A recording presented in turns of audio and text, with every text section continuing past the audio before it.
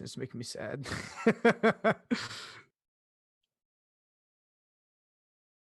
Make sure the audio's on.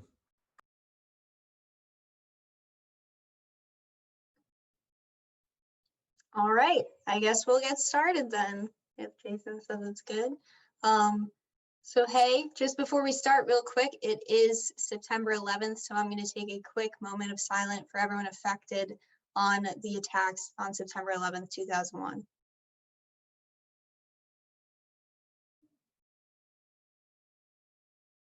All right, today we are going into the attack life cycle with Olivia Gallucci, I think. She'll say it in a second, and I'm Shannon McHale. So I'm currently the WESIS president here at RIT. We have a student chapter that meets every week, Tuesdays 5 to 6 here in Discord, so make sure you hop in there. I used to be president of RIT Sec, and I am sort of a red teamer still, I don't know. And then I also was a cool camp counselor, so that's me doing my thing out there. As you can tell, I really peaked in high school. So.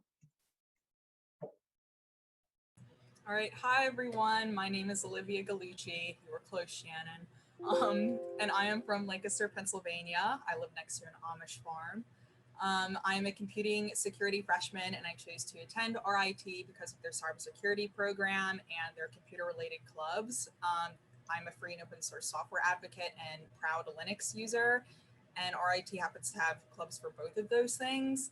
I also love glitter, as you can see from the picture, and cats, and I did not include a picture of my cat, so yeah.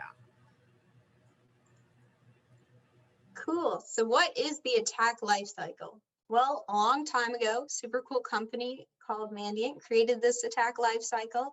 I'm pretty sure, I'm not positive that they did it, but Mandiant does do a lot of red teaming and references this a lot.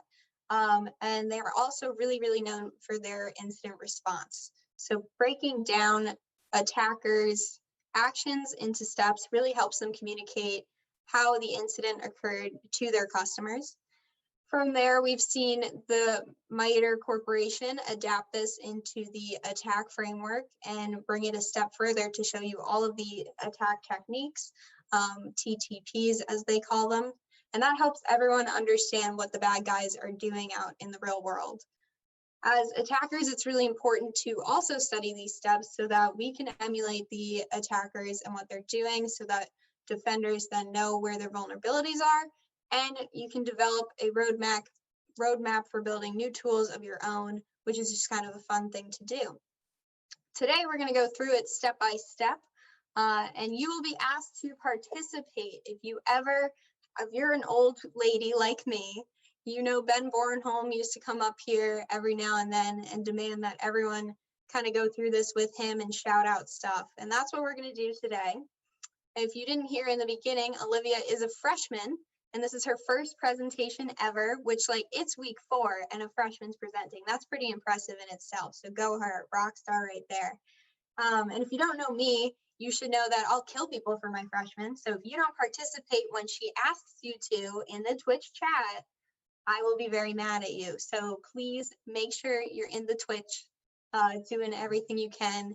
And if you give her a very nice heckle, loving heckles of you're doing great, that's also the type of heckling I want to see. So with that, I will hand it off to Olivia.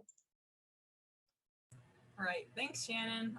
So first up, we have initial recon. Next slide, please. So initial recon is where an attacker collects information that will help them compromise their target. For example, information about the company's systems, operations, partner organizations, and employees are especially important because the attacker can find vulnerabilities that can lead to a successful compromise. All right, here's where I ask everyone a question. Does anyone have any ideas about the tools and techniques an attacker can use to perform initial recon? So I have the Discord chat and the Twitch chat on my screen. So try to see if anyone's in here.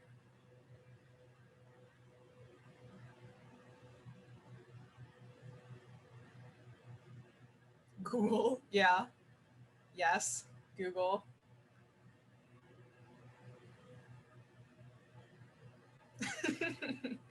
Okay, anything else besides Google? Yeah, both Shodan, yeah. Okay, I think that's pretty good. I think we're doing a good job. Good job, Neon Spandex and Dead Zoe. All right, so could you press the spacebar or enter key? Coolio. So an attacker can use publicly available data to perform initial recon. Yes, things like Google. And the attacker can scan networks and applications to map out vulnerabilities. And they can even use programs like Maltego to collect and organize this data for them.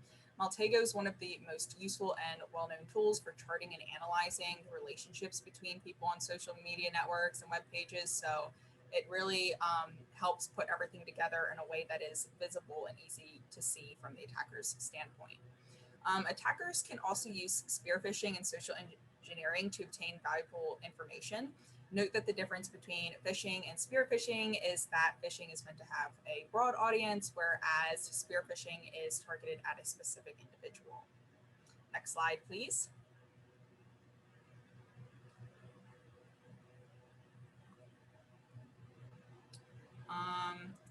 Okay, so next up is the initial compromise. Next slide, please. So the goal of initial compromise is to gain access to systems by identifying and then exploiting a vulnerability. One of the most successful ways to compromise a system is by spear phishing, although regular phishing emails are probably the most common. So in phishing emails, the attacker will use typo squatting. Typo squatting is where the attacker has an email address that is very similar to the correct email address or link, but is like not that email address or link. In my example, I have olivia109@gmail.com versus Olivia capital 1 gmail.com. Again, typo squatting can be used in both email addresses and links. Oh wait, can everyone still hear me? My earphones just disconnected. Shannon, can you hear me? Maybe I can't hear Shannon. I can hear. I can hear you. Uh-oh.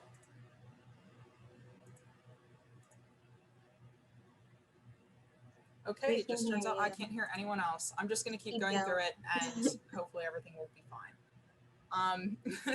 So in my example, I have olivia109@gmail.com versus Olivia capital O 9@gmail.com. And again, typo squatting can be used in both email addresses and links. And the purpose of typo squatting is to trick their target into thinking that their message or links comes from a reliable source. And this increases the probability that their target will respond or click on that link or document. And then once the email does click on that link or document, they will most likely download something unintentionally, obviously, and that attachment will install malicious software on the target's computer, which will give the attacker access to the machine. So now that I explained the initial compromise, does anyone have any ideas or other ways that the attacker could perform an initial compromise? So again, I have the Discord and the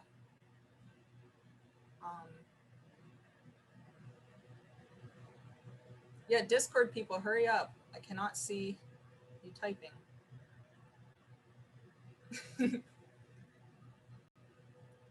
Okay, physical security, cool. Malicious USB, yeah. Phishing frameworks like GoFish. I've never heard of that, but that seems like that would work based on the description you gave. Anyone else want to give it a go?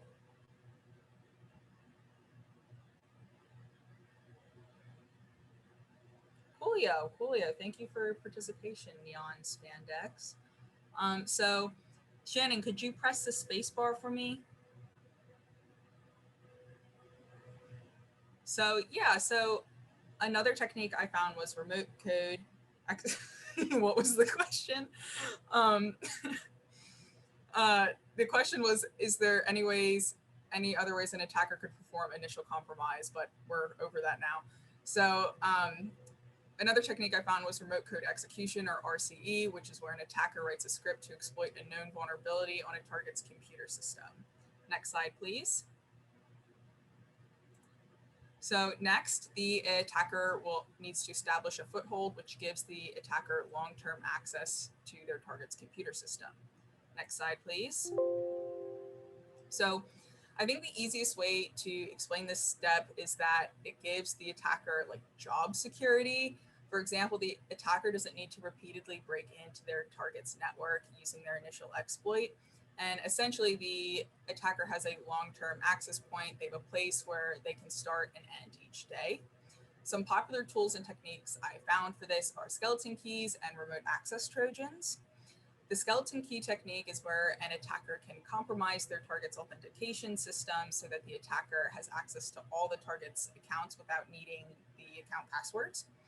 And also there's the remote access Trojans, or RATs, which can be installed via phishing emails, and these can do really whatever the attacker wants.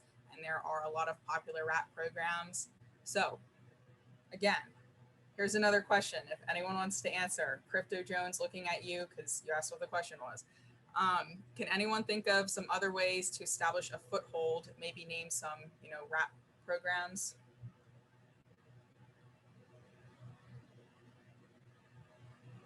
Yes, Deadzo, that's, yeah.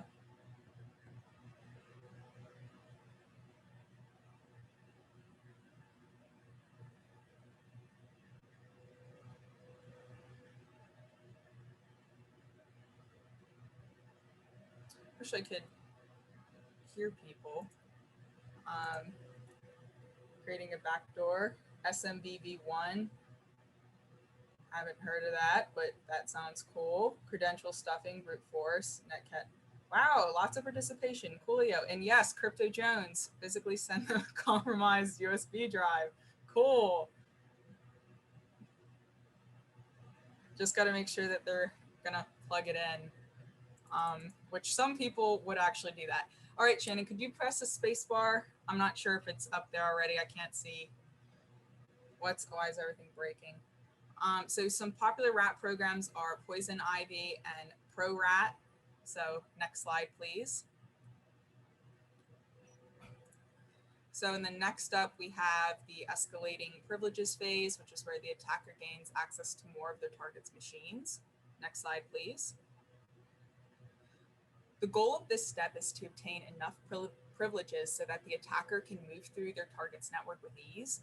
Once the attacker obtains these privileges, they can compromise systems that they did not have access to before. Privilege escalation can be broken down into two parts: horizontal escalation and vertical escalation. Horizontal escalation is where the attacker takes over someone else's account that has the same privilege level as them, but can give them access to software only available to that specific account. Vertical escalation, on the other hand, is where the attacker obtains elevated privileges through becoming a power user, like a system administrator or like root or something like that. Next question, can anyone give me some examples of how an attacker can perform privilege escalation? This is going to be similar to a lot of the previous answers too.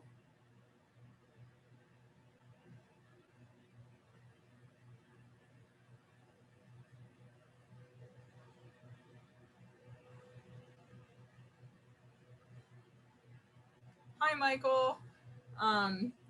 Seed binaries and cron jobs. Yeah, I think so.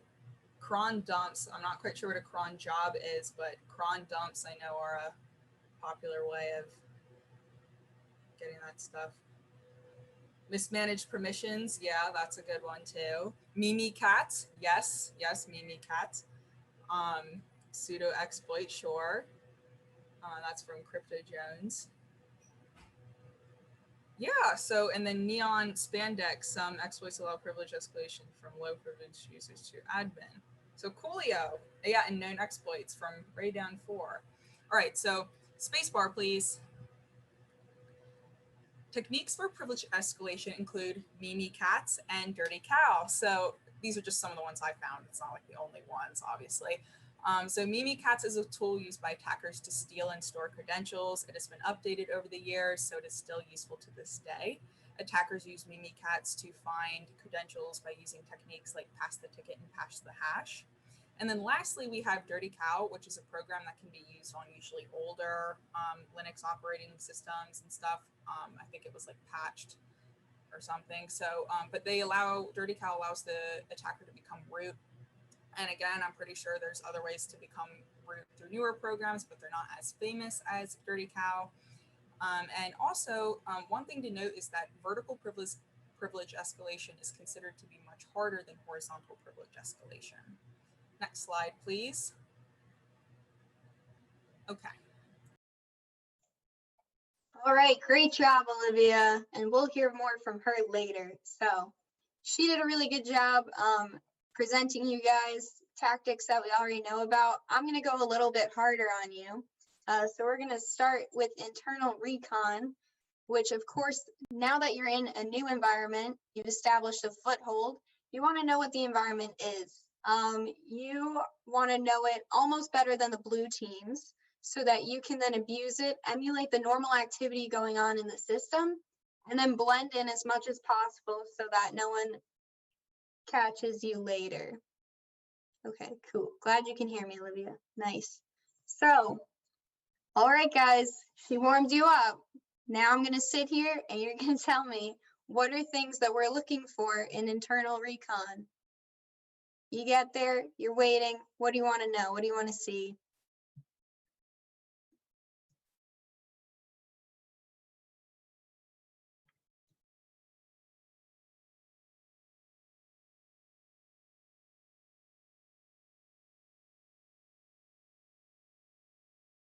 All right, we got some typers. Internal DNS records, very nice, Newman. Username patterns, that's good. Try and get the host names so that you can move. User lists, shared accounts.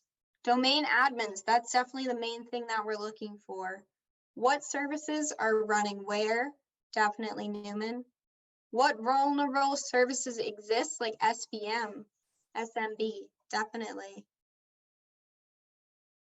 Database locations, topology info, if you're lucky enough to find all that. Someone said SMB2, we're moving up. Heck yeah.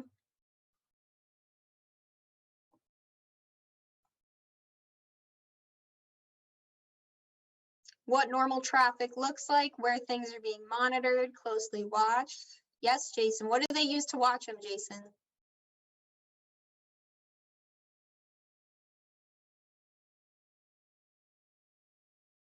All right, I'm going to reveal my next slide. So a couple of things we're looking for. Like Jason said, we want to know what they are looking for. So antivirus and EDR, you want to know what you're up against. Networking, a couple people had put out there. So what's your go-to tool for learning about the networking? We got Wireshark. What's the second one? Starts with an N. Not Splunk. Jason, if you're a red teamer, you can't just you can't just put up Splunk up there. What does EDR stand for? Oh my goodness, that is a great question. I don't know the answer, but it's a very easy one for you to Google. Nmap, thank you, Crypto Jones. And NetStat is definitely the next thing that we're going to start looking at too. So that's networking, process enumeration. How do we do that on Windows? Real quick.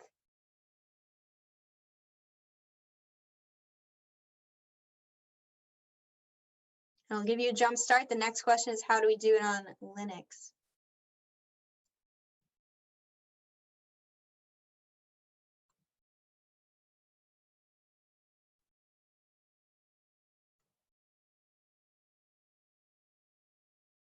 All right, Process Explorer. Yep, that's definitely one way to do it. Endpoint detection and response is EDR. Very nice. Default to the registry. No, Jason, it's actually just looking at the task list. Definitely the easy way to do it. And then account discovery. So we were talking about what other users are on there. And someone mentioned domain administration. So we want to get to the highest level that we can so that we have access everywhere.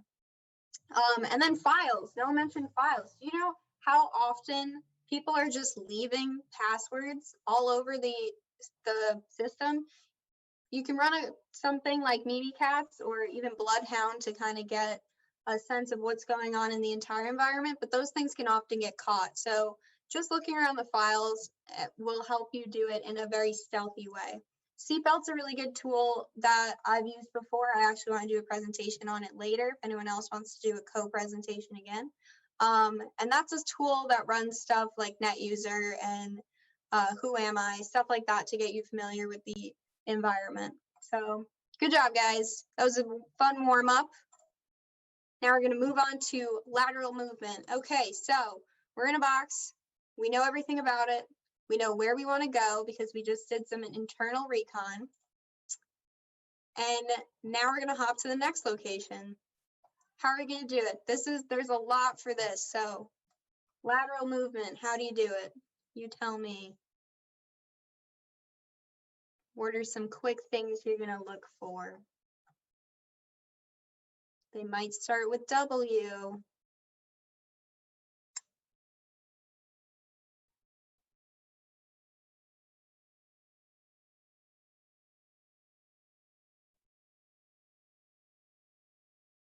Got some typers. VLANs and subnets, okay.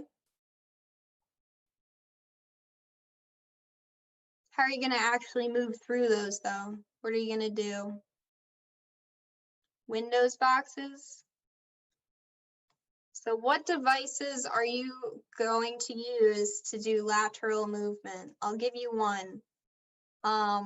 There's a lot of administration tools that you can use to help pivot around. So WMI is a good one.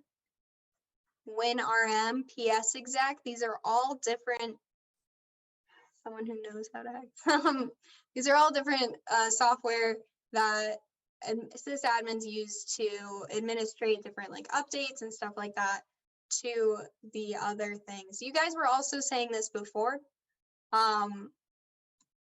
but yeah, RDP, WinRM, PSExec, SMB. So how did WannaCry spread? SMB1. And then MySQL is a good way to also do lateral movement. You always want to look to get onto a server.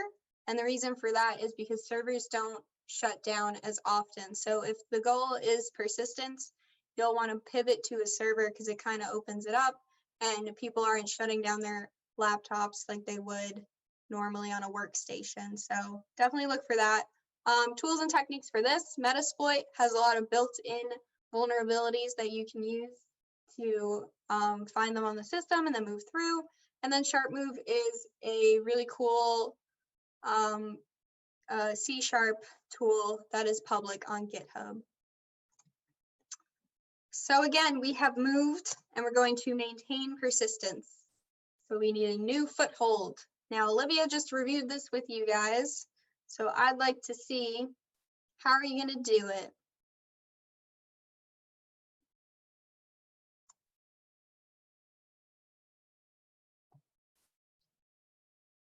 What have they deployed? Onion garlic security model to see what departments you can move to. PAM backdoor. Scheduled tasks, very good, Emily. Jason, you said it earlier, it starts with an R.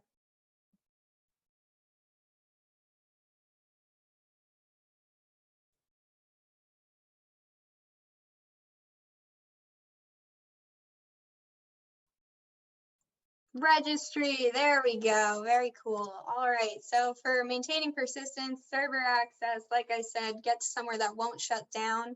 Registry keys, run keys, like Newman said in the Discord.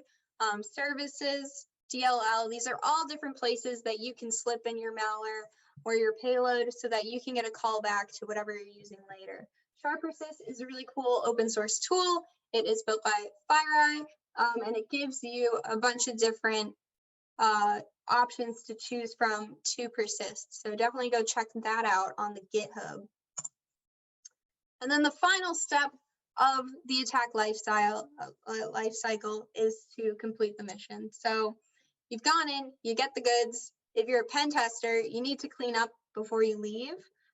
But the main goal is to get out. So a lot of times you'll see in incident response or threat intel, a lot of APTs will go in and leave everything there, or they'll use things that are really loud and noticeable. But as long as they do everything within like 30 minutes to an hour, it doesn't matter. So PowerShell is something that is easily detected unless it's using PowerShell 2 is enabled on the system. So that's something that people tend to avoid the most part when they're trying to be an elite red teamer. But when it comes to getting the goods as an actual hacker, going in and just getting the stuff you need and getting out is definitely what they do. So complete the mission, get out, sell it on the dark net, or use it for educational purposes like we do here at RITSec.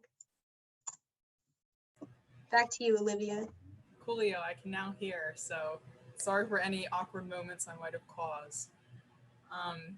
All right, so last up, we have an example of an ATP using the attack cycle. ATP stands for Advanced Persistent Threat, and it refers to a group of hackers that can spend a lot of time and money hacking into their target. ATPs are often government-sponsored hacking groups, and in addition, ATPs often go undetected for long periods of time, so they're able to do a lot of damage to their target. Next slide, please. So Titan Rain, which is like the ATP situation, which we're going to be talking about today, it was a 3 to 4 year attack against the U.S. government and a bunch of other governments during the early 2000s. And in 2004, the U.S. government discovered that the attacks originated in China, and is now widely believed that Titan Rain was performed by a Chinese state-sponsored ATP affiliated with the People's Liberation Army, or PLA. Specifically, PLA Unit 61398 is their official name, although China does still reject this claim and says that they were not involved with any of it. And then overall, the PLA unit was able to gain access to thousands of U.S. government and U.S. defense contractor computer networks like NASA and Lockheed Martin. And then in 2014, members of the PLA unit were charged by the U.S. government, but because they're in China, nothing happened. And then also the PLA unit has been thought to have been behind a bunch of attacks from 2011 to 2017. Next slide, please. So this unit's specific initial recon tactics are unknown, but it's safe to guarantee that they were fancier than normal, considering that the unit was well-resourced and government-sponsored. In recent years, though, the unit has been using spear phishing and social engineering, so they might have used those techniques back then too. Oops. And then the unit's hiring process kind of required people to be fluent in English, and it was good fluency in English. And it is suspected that some social engineering went on. In addition, the U.S. government has not been very open about how the unit infiltrated their system, for obvious reasons. But what is known, though, is that the malware was installed on their target's computers, and that the malware could automate a lot of the attack process for them. And then next, in order to establish a foothold, the unit obtained thousands of zip credentials, emails, and documents, which gave them easy access to computers, specifically around 3 to 6 months long access on average. Two of the tools they used were called Getmail and MappyGet, which allowed them to steal emails and credentials shared in those emails. They were also able to access user accounts after their passwords were changed, which is thought to have been a symptom of the malware. If anyone is familiar with MappyGet, I'm not sure if I'm saying that right, or Getmail, the tool, not the Thunderbird setup command or whatever, please comment in the chat, because I've never heard of those and I think it's really cool. So if you have anything to add to what I'm saying here, please comment in the chat too, because I'm also learning. And then lastly, for this slide, the unit used a variety of malware to escalate privileges. Privilege escalation seemed to be an automated process for the unit. The type of malware that they used depended on the specific building or network that that the unit was hacking into. Tools the unit has been like known to use are Poison Ivy Sea Salt, Mimikatz exploit tool, and Downbot Trojan. Next slide, please.